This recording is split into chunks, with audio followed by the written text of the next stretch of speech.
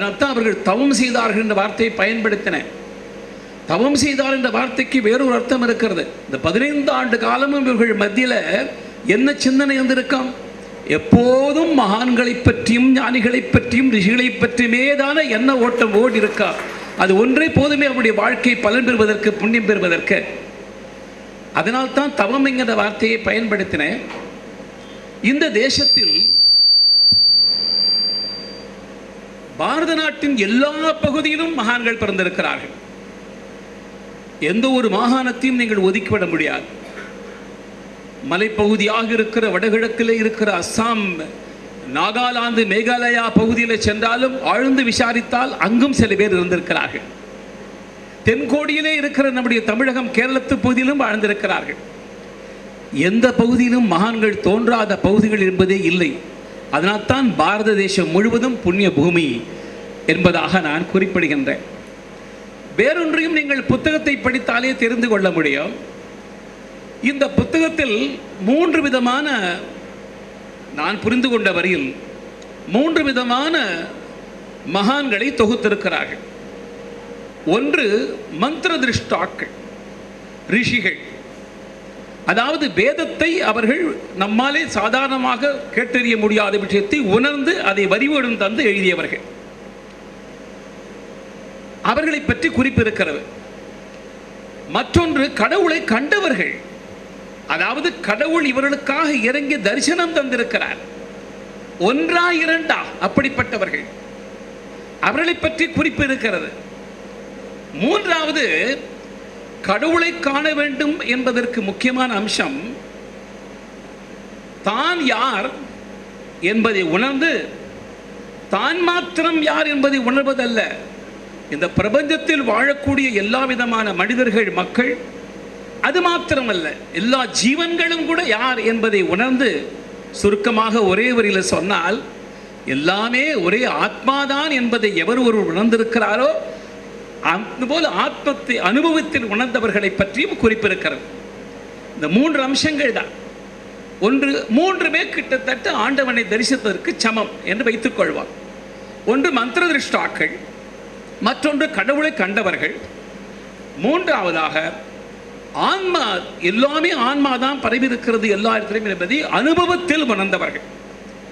இதுதான் என்னுடைய 3 பிரிவாக பிரிக்கலாம் என்று கருதுகிறேன். நான் புரிந்து கொண்ட வரையில் இங்கே இருக்கிற அதனுடைய தொகுப்பு ஆசிரியர்கள் அதை பற்றி சொல்லட்டான். இப்போ இந்த 3 அம்சங்களை பற்றி சொல்லும் பொழுது, பாரத நாட்டில் எப்படி எல்லா பகுதியிலையும் மகான்கள் இந்த 3 விதமான பிரிவுகள் தோன்றினார்கள் என்பது உண்மையோ, கடவுள் ஏதோ ஒரு குறிப்பிட்ட சமுதாயத்தை சார்ந்தவனுக்கு மாத்திரம்தான் இந்த தகுதியை தரவில்லை. நமக்கெல்லாம் தெரிந்த உதாரணம் அவர்கள் இந்த புத்தகத்தில் இருக்கிறது. ஒரு வேடுவனாக இருக்கிறவன் கண்ணப்பன், அவனுக்கு பெயர் திண்ணன். அவனுக்கு இறைவன் காட்சியளிக்கின்றான். எதனால? அவனுடைய தியாகத்துக்கு மதிப்பளித்து, கண்கள் இழந்த போது தன் கண்களை தர வேண்டும் என்று ஒப்பினான் கண்ணப்பன். இன்றைக்கும் கூட மதுரையில் மருத்துவக் கல்லூரியில் கண் பிரிவில் the first eye donor of the world என்று கண்ணப்பர் படத்தை வைத்திருக்கிறார்கள்.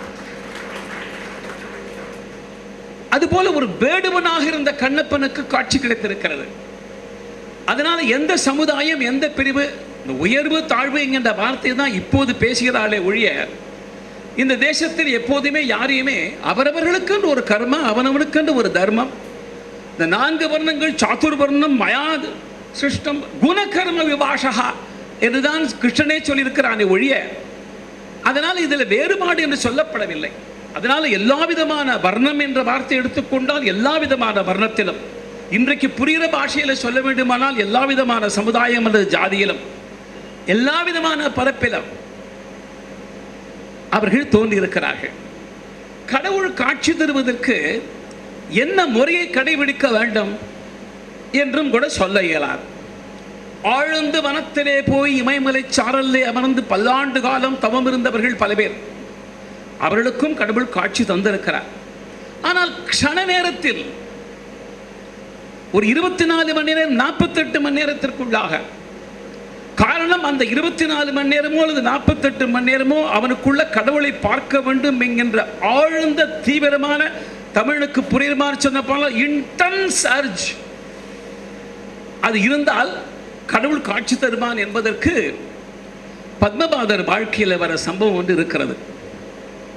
பத்மபாதர் நரசிம்ம உபாசகர், ஆதிசங்கருடைய சீடர்கள் ஒருவர்.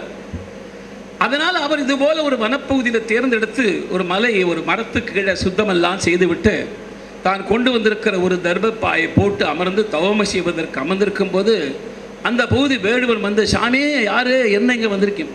இது என்னடா, யாருமே தொந்தரவு இருக்கக்கூடாதுன்னு வந்த இடத்துல இப்படி ஒருவன். நான் சொல்கிற சம்பவம் இந்த புத்தகத்தில் இருக்கிறதா இல்லையான்னு எனக்கு தெரியாது. என்ன சமாஜம் அவனுக்கு எப்படி சொல்கிறது? நான் வந்து நரசிம்மரை வந்து தவம் செய்து காட்சிக்காக வந்திருக்கிறேன்னு சொன்னால் புரியுமா? ஒரு வேடன் தானே, அவனுக்கு என்ன தெரியும்? இல்லைப்பா, நான் இங்கே ஒருத்தர் பார்க்க வந்திருக்கேன். நான் பார்க்க வந்திருக்கீங்களா? யாரை பார்க்க வந்தீங்க? தெரிஞ்சுக்கோங்க, எல்லாருக்கும் இந்த கதை தெரியும். இந்த காட்டில் எனக்கு தெரியாமல் யாரு? எப்படி புரிய வைக்கிறது? இல்லைப்பா, நான் அவரை பார்க்க வந்திருக்கேன். எப்படி இருப்பார்?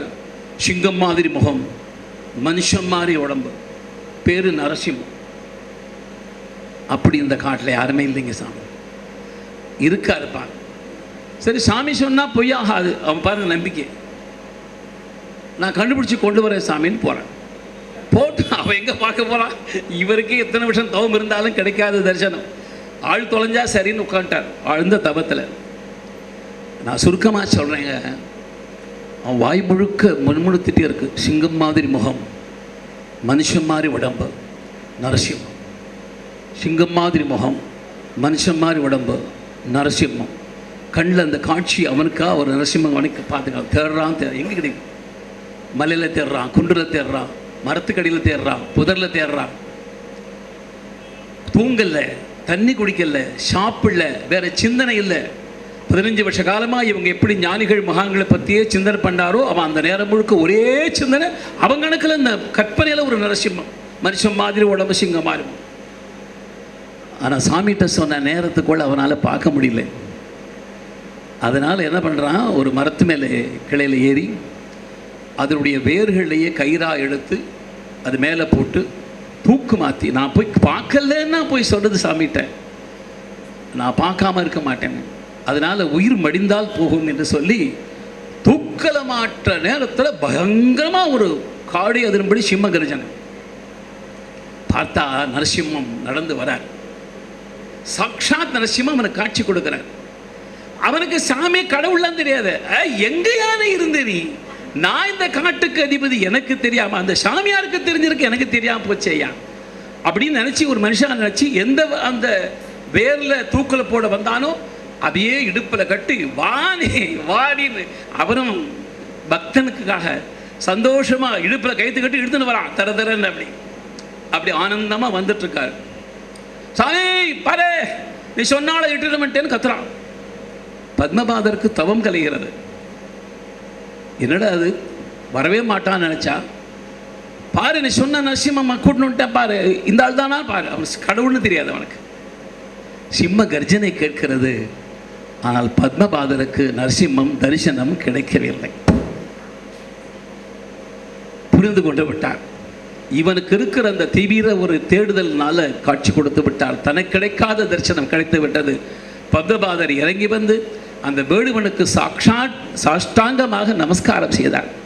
இவருக்கு கிடைக்காத தரிசனம் அவனுக்கு கிடைத்திருக்கிறது. அதனால தான் ஆண்டவன் அருள் புரிவதற்காக பல்லாண்டு காலம் தவம் புரிவனுக்கும் வரம் புரிந்திருக்கிறார், இல்லை என்று சொல்ல மாட்டேன். ஆனால் 48 மணி நேரத்துக்குள்ள ஒரு வேடனுக்கு அவன் கடவுள் என்று தெரியாமலே கடவுளை பற்றி சிந்தித்தவனுக்கும் தரிசனம் தந்திருக்கிறார். இந்த பூமியிலே அப்படி நடந்திருக்கிறது என்பதற்காக சொல்கின்றேன். வேறுபாடு இல்லை என்பதற்கு ஒரு வேடன் கண்ணப்பனை சொன்னேன். அதே போல இங்கு பானாழ்வார் நம்முடைய ஸ்ரீரங்கத்தில் நடந்த சம்பவம் உங்களுக்கு தெரியும். ரங்கநாத சுவாமி சாக்ஷாத் தரிசனம் தந்திருக்கிறார். பிறவியில் இவர்கள் நந்தனாரை பற்றி சொல்ல வேண்டாம். இவர்களெல்லாம் இன்றைக்கு சமீபத்தில் பல பேரெல்லாம் இந்த இந்து மதம், இந்த நாடு, இவைகள் எல்லாமே பெரும் பிற்போக்கு என்பதாகவோ, ஏதோ முன்னேறிய சமுதாயத்திற்காகவே பாடுபடக்கூடிய மதம் என்பது போலவோ, தாங்கள் தான் புரட்சிவாதிகள் போலும் இந்த சிந்தனையே ஏதோ ஈரோட்டு நகரத்தில் தான் உருவானது போலும் பேசி வருகிறார்களே. இவரெல்லாம் பிறப்பதற்கு பல்லெடுங்காலத்திற்கு முன்பாகவே நடந்த சம்பவங்களை தகுத்து சொல்கின்ற பாரத நாடு எந்த காலகட்டத்திலும் பிறவிலே உயர்வு தாழ்வு பார்த்ததே கிடையாது. அத்தனை பேருக்கும் தரிசனம் கிடைத்திருக்கு. ஏழையா, பணக்காரனா, தமிழ்நாட்டுக்காரனா, தெலுங்கானா அல்லது காஷ்மீரத்துக்காரனா, எந்த வேறுபாடும் இல்லை. எந்த சமுதாயத்தில் பிறந்தவன் என்பது அல்ல, எந்த முறை என்பதும் அல்ல. தொண்டு செய்தான், தியாகம் செய்த கண்ணப்பனுக்கு தரிசனம். தீவிர ஈடுபாடு இருந்த இந்த பத்மபாதனுடைய சீடன், அவன் பேர் என்னன்னு கூட பதிவாகவில்லை. அவர் தான் பின்னால் ஆதிசங்கர காபாலியர்கள் கொல்ல வரும்பொழுது காப்பாற்றுகிறார் நரசிம்மர் பின்னால் என்பதாக வருகிறது. அதனால இந்த தேசம் அப்படி ஒரு வித்தியாசமான சிறப்பான தேசம். இவர்களெல்லாம் தொகுத்து தொகுத்து தொகுத்து கடவுள் காட்சி கொடுத்தவர்கள். அதில் எந்த வேறுபாடும் இல்லை. எதற்காக சொல்கிறேன் தெரியுமா? இவையெல்லாம் சொல்லும் பொழுது, நான் இந்த ஜாதியில் பிறந்திருக்கேன், இந்த சமுதாயத்தில் பிறந்திருக்கேன், எனக்கு படிப்பறிவெல்லாம் ஒன்றும் கிடையாது, எனக்கு எப்படி கடவுள் தோன்றான் கிடையாது. கடவுளை பார்ப்பதற்கும் தெய்வீக நிலை அடைவதற்கும் உனக்கு இந்த பிறவியில் தான், இந்த ஜாதியில் தான் பிறக்க வேண்டும் என்பதல்ல, இந்த படிப்புத்தான் படிக்க வேண்டும் என்பதல்ல. ஆழ்ந்த தீவிரமான ஈடுபாடு பக்தி இருக்குமானால் ஆண்டவன் நேரிலே வருவான் என்பதற்காகத்தான் இந்த சம்பவங்கள் எல்லாம் தொகுத்து வழங்கி இருக்கிறார்கள். அதனால இந்த புத்தகத்தை படிப்பதற்காக அல்ல, வாழ்வதற்காக, அடுத்த சமுதாயத்துக்கும் நம்பிக்கை உண்டாக்குவதற்காக. இந்த தேசம் சாதாரண தேசம் அல்ல, இது புண்ணிய பூமி. இத்தனை மகான்கள் பிறந்திருக்கிறார்கள். மந்திரதிஷ்டா என்று சொன்ன வேதத்தை வெறும் எழுத்து வடிவமாக இல்லாமல் வெறும் ஒலி வடிவமாக இருந்ததை கிரகித்து வழங்கியவர்கள். ஒன்றை புரிந்து கொள்ளுங்கள், இதில் ஜாதி பிரதேசம் என்கிற வேறுபாடு மாத்திரமல்ல, ஆண் பெண் வேறுபாடு இல்லை. ரொம்ப பேருக்கு தெரியாத செய்தி. வேதத்தை வகுத்து தந்த ரிஷிகள்ல 20 பேர் மகளிர், 20 பேர் மகளிர் இருந்திருக்கிறார். அவர்கள் வகுத்து கொடுத்த ஸ்லோகங்கள் இன்றைக்கும் வேதத்தில் இடம்பெற்றிருக்கின்றன. அவர்களும் கூட வேள்வி நடத்தியிருக்கிறார்கள். வேத காலத்தில் அவர்களுக்கும் யஜ்ஞோபவீதம் இருந்திருக்கிறது. அவர்களும் வேள்வி செய்திருக்கிறார்கள், மந்திரதிஷ்டாவாக இருந்திருக்கிறார்கள். இதுலேயும் அந்த குறிப்பு வருகிறது. அதனால அப்படி ஆண் பெண் என்று வேறுபாடு இல்லாமல் சமீபத்திய ஆண்டாள் வரையில் மீரா வரையில் ஆண்டாள் வரையில் பல பேருக்கு ஆண்டவன் எந்த விதமான பால் வேறுபாடு இல்லாமல், ஜாதி வேறுபாடு இல்லாமல், இடம் வேறுபாடு இல்லாமல் தன் பெற்றோர்களுக்கு தொண்டு செய்து கொண்டிருக்கிற ஒருவன். அவருடைய தகப்பனார் அம்மாவோட புடவையை துவைச்சுட்டு இருக்கான். அந்த நேரத்தில் சாக்ஷாத் மகாவிஷ்ணுவே வந்திருக்கிறார். பாண்டுரங்கன், நான் யார் தெரியுமா வந்திருக்கேன் சொல்றாரு. அவர் எனக்கு தெரியாமல் அறிமுகப்படுத்திக்கிறாரு. அவன் 2 கவலைப்படல, 2 செங்கல் எடுத்து போட்டு கொஞ்ச நேரம் உட்காரு, நான் துணியெல்லாம் துவைச்சி முடிச்ச பிறகு பார்க்குறேன், எனக்கு எங்கள் அப்பா அம்மாவுக்கு சேவை செய்கிறது தான் முக்கியம்னு நினைக்கிறேன், கொஞ்சம் கூட வருத்தப்படலையே, நான் வந்திருக்கேன் என்னை பார்த்து கவலைப்படலேன்னு சொல்லி. இவன் கடவுளை தேடி போடலைங்க, கடவுள் இவனை தேடி பார்த்து வந்தார். கடவுளை கும்பிட்டுறதால இல்லை, மாதா பிதா குரு தெய்வம் என்பது வெறும் சாதாரண வாக்கியம் அல்ல, அதை செயல்படுத்தி காட்டிக் கொண்டிருக்கிறவனுக்கு உண்மையிலேயே கடவுளே வருகிறார் என்பதுதானே இந்த பாண்டுரங்கரே வந்து காட்சி கொடுத்த தத்துவம் நமக்கெல்லாம். இந்த தேசத்தில் இப்படிப்பட்ட சம்பவங்கள், சாதாரண மனிதர் தகப்பனாருக்கும் தாயாருக்கும் தொண்டு செய்தாலே உனக்கு அருள் கிடைக்கும் என்பதாக உதாரணம் இருக்கிறது. இப்படி விவரித்து சொல்லி போனால் எத்தனையோ சம்பவங்களை சொல்லிக் கொண்டிருக்க முடியும். நான் சொல்ல வந்த கருத்து என்பது, ஒட்டுமொத்த பாரத தேசத்தில் இருக்கிறார்கள். நான் தொடக்கத்தில் சொன்னேன் 1000ல் 1 தான் இந்த புத்தகத்தில் இருந்த. காரணம் என்ன தெரியுமா? எல்லா மாநிலத்திலும் மாத்திரமல்ல, எல்லா மாவட்டத்தில் மாத்திரமல்ல, எல்லா ஊரிலும் மாத்திரமல்ல, நீங்கள் சாதாரணமாக விசாரித்து பார்த்தால் பெருவாரியாக எல்லா குடும்பத்திலும், எங்கள் குடும்பத்தில் ஏதோ ஒரு தலைமுறையில் ஒருத்தர் சாமியாரை போயிட்டாருமா. இப்போ இவர் பல பேர்கள் எல்லாம் சொன்னார். அப்படி பெரியவர் நம்ம தமிழ்நாட்டில் சகஜமாக நீ ரிஷின்னு சொன்னாலும் சரி, என்ன வார்த்தை சொன்னாலும், முனிவர்னு சொன்னாலும் சரி, யோகின்னு சொன்னாலும் சரி, அதெல்லாம் பல வார்த்தைகள் இருந்தாலும் சாதாரணமாக நம்ம தமிழ்நாட்டுக்காரனுக்கு ஒரே வார்த்தை சாமியார்ன்றோம். எங்கள் பரம்பரையில் ஒரு ஆள் சாமியாரை போயிட்டார். அநேகமாக ஏதாவது ஒரு குடும்பத்தில் யாராவது ஒருத்தர் இப்படி போயிருப்பாங்க. பார்த்தா ஒரு ஊருக்கு ஒருத்தர், தெருவுக்கு ஒருத்தர். கணக்கிட முடியுமா? இதெல்லாம் கணக்கிடவே முடியாது. எப்படி எலெக்ஷன் கமிஷன் எவ்வளவு முயற்சி பண்ணாலும் முழுமையாக வாக்காளர் பட்டியலை தயார் பண்ண முடியலையோ, அதே மாதிரி எவ்வளவு முயற்சி அதாவது பண்ண முடியலாம், இது மாத்திரம் பண்ண முடியாது. அதனால் ஆதார் அட்டையோடு வந்தால் வரும்னு சொல்கிறாங்க. அது புரியாது. அது ஆதார் அட்டைக்கு ரொம்ப பிரபலமாக இருக்குங்கிறது சமீபத்தில் ஒரு நகைச்சுவை போட்டிருக்காங்க. இந்தியா இப்படி எங்கே போனாலும் ஆதார் அட்டை கேட்குறான். இதை கேட்குறான், என்ன அச்சனை உனக்கு? நான் கோயிலுக்கு போய் அர்ச்சனை பண்ண போனேன், அவன் வந்து நட்சத்திரம் கேட்டான், ராசி கேட்டான்னு சொன்னேன், ஆதார் அட்டை நம்பர் சொல்லு, அப்போ தான் அர்ச்சனை பண்ண முடியும். காரணம் ஒரு நகைச்சுவையாக போட்டிருக்கு. அது போட்டோம், இது சம்மந்தம் இல்லாத விஷயம். எங்கேருந்தோ மகிழ்ச்சியிலேருந்து டப்புன்னு கீழே விழுந்து வாய்ப்பான். அதனால் இதெல்லாம் இந்த புத்தகத்தில் தெரியும். அதில் சம்பவங்கள் அழகாக கோர்க்கப்பட்டிருக்கின்றன. இங்கே நீங்களே கூட விசாரித்தா, நான் திருப்பதிக்கு போனேன், திடீர்னு ராத்திரி நேரம் நடந்து போகும்போது பாதை மாதிரி எங்கேயோ போயிட்டோம். அது மாதிரி சத்யசாய்பாவை பார்க்குறதுக்கு நாங்கள் போனோம், பாதை தெரியாமல் எங்கேயோ போயிட்டோம், இருட்டு நேரம், ஐயோ என்ன ஆகுமோ நினச்சோம். யாரோ ஒருத்தர் அங்கேருந்து வந்து, நீங்கள் பாபாவை பார்க்க தானே போகிறீங்க, வாங்க இந்த பக்கம் போகிறேன்னு கூப்பிட்டு போயிட்டு வந்து இந்த ரோட்டில் நேரம் போங்கன்னால், அப்புறம் அந்த காரையும் காணும் ஆளையும் காணும், அந்த பக்கம் யாரும் வரத்துக்கு வாய்ப்பே இல்லையேங்கிறாங்க. யார் வந்தா எங்களுக்கு வழிகாட்டுறதுக்கு? யார் வந்தா? யோசிச்சு பார்த்தா அப்புறம் புரியுது. காரணம் என்னவென்றால், நான் 3 விஷயம் சொன்னேன்ல, கலியுகத்தில் 4வது ஒரு அம்சம் ஒன்று இருக்கிறது. மந்திர திருஷ்டாக்கள், கடவுளை நேரை பார்த்தவர்கள். 3வதாக ஆத்ம அனுபூதிகள்.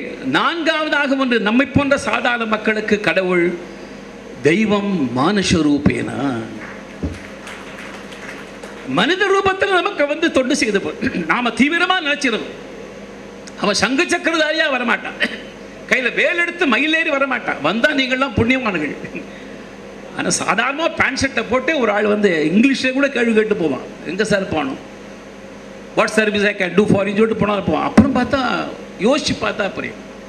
அப்படிப்பட்ட சம்பவங்கள் இங்கே இருக்கிற அரங்கத்தில் எல்லாருடைய வாழ்க்கையிலையும் இருந்திருக்கிறது. இன்னும் கூட ஒருபடி மேலே போய் நான் சொல்லட்டுமா, இந்த புத்தகத்தில் எதிர்காலத்தில் இடம்பெற வேண்டிய நபர்கள் ஒரு கால் கண்ணுக்கு தெரியாமல் இந்த அரங்கத்திலேயே கூட இருக்கார். காரணம், பல சித்தர்களை பற்றிலாம் நான் கேள்விப்பட்டிருக்கிறேன். பார்வைக்கு வேறு மாதிரி இருப்பார்கள், இப்படி இல்லை, பார்த்தா ஒரு பிச்சைக்கார மாதிரி இருப்பாங்க. நாம் நினச்சிட்டு இருப்போம் அது கோயில் வாசல்னு பிச்சை எடுத்திருக்காரு என்ன.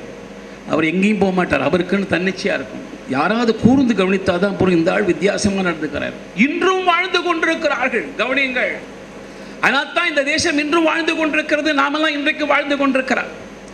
1000 ஆண்டு காலமாக அந்நிய ஆக்கிரமிப்பு இந்த நாட்டுடைய அடிப்படையை ஆட்டி பார்த்து அஸ்திவார தேசத்து பண்பாட்டை குலைக்க முயன்றாலும் இன்றைக்கும் தர்மத்தோடு இந்த தேசம் இருக்கிறது என்று சொன்னால், கண்ணுக்கு தெரியாமல் இன்றைக்கும் வாழ்ந்து கொண்டிருக்கிற இந்த சொன்ன 4 விதமான நபர்கள் இன்னும் வாழ்ந்து கொண்டிருக்கிற அவர்கள் காரணத்தால் தான் நாம் வாழ்ந்து கொண்டிருக்கிறோம் என்கின்ற நன்றி மறந்து விடக்கூடாது. இதை படித்தா அந்த நம்பிக்கை ரொம்ப அதிகமாகும். இதுதான் நான் இந்த புத்தகத்தை பற்றி சொல்ல வந்த விஷயம். ஆனால் எனக்கு முன்னால் பேசிய நம்முடைய மரியாதைக்குரிய டாக்டர் கோடா வெங்கடேஸ்வர சாஸ்திரி ரொம்ப அழகாக பேசினார்கள். அவர் பேசும்போது மந்திர திருஷ்டா என்றால், யாராவது புரியாதவங்க இருந்தால் சொல்கிறேன், பழைய காலத்தில் நம்ம ரேடியோ வந்தபொழுது, இப்போ தொலைக்காட்சி வந்தபோது வானில் இருக்கின்ற ஒலி அலைகள், ஒலிக்கற்றைங்கிற வார்த்தை, அலைக்கற்றை வார்த்தை ரொம்ப பிரபலமாகி போச்சு வேறு காரணத்துக்காக. அதைகளெல்லாம் நம்முடைய வீட்டில் இருக்கிற வானொலியோ தொலைக்காட்சியோ ஈர்த்து நமக்கு தருகிறது என்றால், இதைத்தான் வேத காலத்தில் நாம் சொல்கிறோமே, மந்திரம் திருஷ்டான்னு சொல்வது வெறும் அலைகளாக இருந்தவைகளை தன்னுடைய மந்திர சக்தியின் மூலமாக ஈர்த்து நமக்கு வரி வடிவத்தில் தந்திருக்கிறார், புரிகிற மொழி தந்திருக்கிறார் என்று பெரியவர் சொன்னார். மந்திர திருஷ்டா என்றால் ரிஷிகள் என்றால் என்ன என்பது புரிகிறது. தவம் புரிந்தவர்கள் யார் என்றால் உங்களுக்கு புரிகிறது. கடவுளை கண்டவர்கள் என்று சொன்னால், கடவுளை காண்பதற்கு எத்தனையோ முறைகள். இந்த தேசத்தில் மாத்திரம்தான் வேறென்று சொல்கின்ற, வெறுமன கண்ணை மூடி காற்றில் இருப்பது மாத்திரமல்ல. நான் பலவிதமான சங்கீத கச்சேரிகளுக்கோ கலை நிகழ்ச்சிகளுக்கோ அழைப்பார்கள். நான் அதில் கலந்து கொள்வதற்கு ஒரு காரணம், பாரத நாட்டை பொறுத்தவரையில் இந்த கர்நாடக சங்கீதமோ நடனமோ இவைகளெல்லாம், ஏனைய நாடுகளிலும் சங்கீதம் இருக்கிறது, இது பொழுதுபோக்கு. ஆனால் இந்த தேசத்தை பொறுத்தவரையில் பண்பாட்டின் வெளிப்பாடு. அது மாத்திரமல்ல, ஆண்டவனை அடைவதற்கு ஒரு கருவி. இசை பாடிய தியாகராய நம்முடைய திருவையாறு தியாக பிரம்மத்துக்கு ராமன் காட்சி தந்தான் என்றால், கிருஷ்ணனையே நினைத்திருந்த சூரதாஸ் கண்கள் ரெண்டும் போனவனுக்கு உனக்கு நான் காட்சி தருகிறேன் என்று பார்வை தந்து கிருஷ்ணன் தந்தான் என்றால், உனக்கு என்ன வேணும்னு கேட்டாரா? மறுபடியும் கண்ணை குருடாக்கிடு, உன்னை பார்த்தது வேற எதையும் பார்க்கக்கூடாது. என்ன பக்தி, என்ன பக்தி! சங்கீதத்தின் மூலமாக அடைய முடியும், ஆண்டவரை அடைய முடியும் என்றால் நிரூபித்த நாடு நம்முடைய நாடு. இந்த முறைகள் சொல்ல வருகின்றன. இதுவும் என்னால் புரிய வைக்க முடிகிறது, கடவுளை கண்டவர்கள் யார் என்பது. ஆனால் எல்லாவற்றையும் ஒரே ஆத்மாவாக கருதியவர்கள் என்று சொன்னதை பற்றி மாத்திரம் ஒரு 5 நிமிடங்களில் சொல்லிவிட்டு நிறைவு செய்கின்றேன். அதை சொல்வதற்கான தகுதி எனக்கு இல்லை என்பது எனக்கு நன்றாக தெரிந்தாலும் கூட, எனக்கு புரிந்த எளிய மொழியிலே உங்களுக்கு புரிய வைக்க வேண்டும் என்பதற்காக சொல்கின்றேன். ஒட்டுமொத்த இந்த உடம்பு இது யாரது? என்னுடைய உடல். எப்பா என்னுடையது என்று சொல்ல வேண்டுமானால் எந்த பொருளை நீ சொல்கிறாயோ அதுக்கு வெளியில் இருந்தால் தான் அது என்னுடையன்னு சொல்ல முடியும். உன் பதில் என்னவாக இருக்க வேண்டும்? நான் தான் உடல் என்று இருக்க வேண்டும். அப்படி யாருமே சொல்வதில்லை. இந்த உடல் என்னுடைய உடல் சொல்லும் பொழுது நீ உடல் அல்ல, நீ வேறொன்று என்று தானே அர்த்தமாகும். உங்களை அறியாமலே நீங்கள் சொல்லக்கூடிய ஒரு பதில். அப்ப இந்த பதில் உங்கள் வாயிலிருந்து ஏன் வருகிறது என்றால், உனக்கு படிப்பில் தெரிந்தாவிட்டாலும் உள்ளத்து உணர்வு உன்னை சரியான பதிலை சொல்ல வைக்கிறது. இந்த உடம்பு நீ அல்ல, உடம்பை விட்டு வெளியே நீ இருக்கிறாய். உடம்பு என்பது என்ன? அது மாத்திரம் நீ அல்ல. இந்த உடம்புக்கு சாதாரணமா மனுஷனுக்கு ருச்சிக்கோ பசிக்கோ சாப்பிடணும், சரிதானே? ஆனால் உட்கார்ந்தோடனே தெரியுது அது புளிச்சு போயிருக்கு, அதில் ஏதோ கசப்பு இருக்கு, அதில் ஏதோ கலந்துருக்கு, பூச்சி விழுந்திருக்கு வச்சுங்க. உனக்கு பசி தானே, உடம்புக்கு தேவை சாப்பாடு தானே. இதை சாப்பிட வேண்டாம்னு சொல்றது எதுன்னு அறிவு. உடம்புக்கு பிடிச்சதுனால மாத்திரம் நீ சாப்பிட முடியாது. அறிவும் அதை சாப்பிட வேண்டும் என்று ஏற்றுக்கொண்டால் தானே சாப்பிட முடியும். புரியுதா? இப்ப சரி, அறிவும் ஒத்துக்குது, உடம்பும் ஒத்துக்குது. நான் எனக்கு தெரிஞ்ச ஒரு நண்பர் ஒருத்தர், அவருடைய தங்க 7வது என்னமோ படிச்சுட்டு இருந்தா அந்த வயசு. அவளுக்கு நான் அவங்க வீட்டுக்கு அடிக்க போகிறதுனால ரொம்ப சந்தோஷமாக பிடிக்கும். நான் கதையெல்லாம் சொல்வேன், கையில் போய் சாக்லேட்லாம் கொடுப்பேன். சில நேரத்தில் என் பையிலேருந்து சாக்லேட் தெரிஞ்சு எடுத்துப்பாவேன்.